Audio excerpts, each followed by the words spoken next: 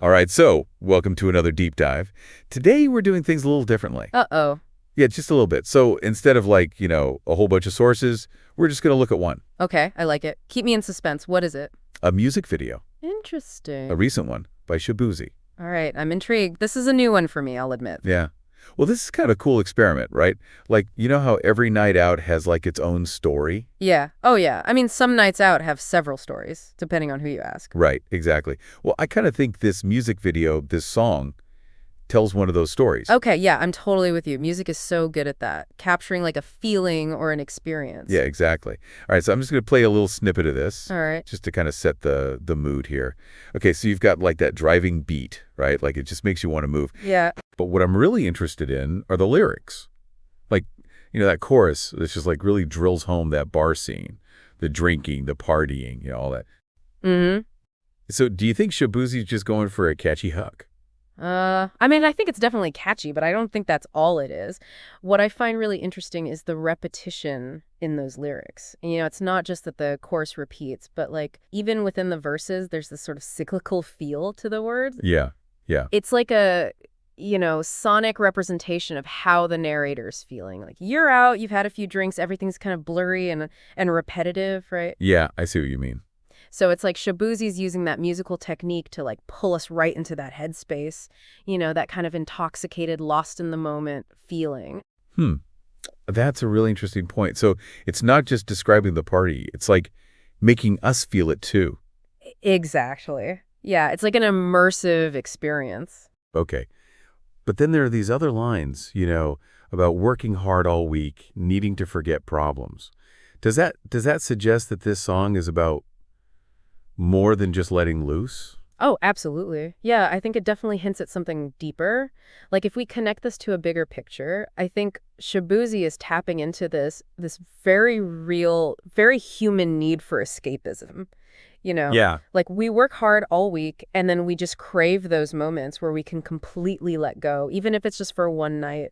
And music, especially music like this, becomes like the soundtrack to that release. So it's like Shaboozey is giving a voice to that universal feeling. Because, I mean, who hasn't felt that need to just, like, switch off and have some fun? Yeah, exactly. I think it's something we can all relate to. And I think that's part of what makes this song so powerful. Okay, so this is where it gets even more interesting to me.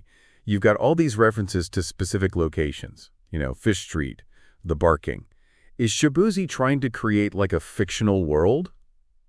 Or do you think those places have like a deeper meaning? That's a great question. I think it's probably a little bit of both.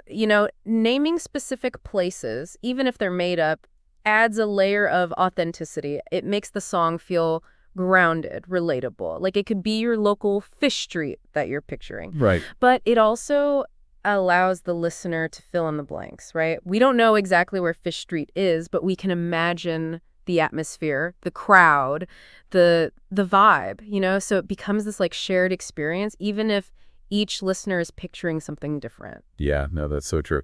Makes you wonder if maybe those places are like, real places for Shaboozey, maybe from their own nights out or something.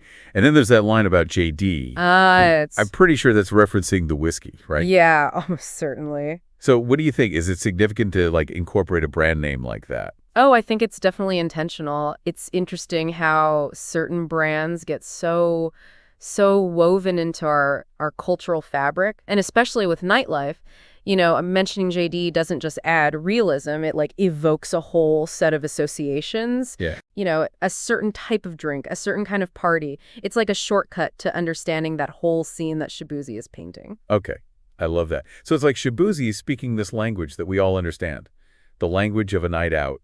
And we have this song that's not just a catchy tune, but it's like a glimpse into a state of mind, a commentary on that need to escape, and maybe even a reflection of personal experiences, which is pretty impressive for something that seems like, just a simple party anthem. Totally agree. It's a great example of how music can operate on multiple levels. You've got that surface level enjoyment, the beat, the melody, but then there's that subtext, the deeper meaning that resonates with listeners on a personal level. Yeah, that's fantastic.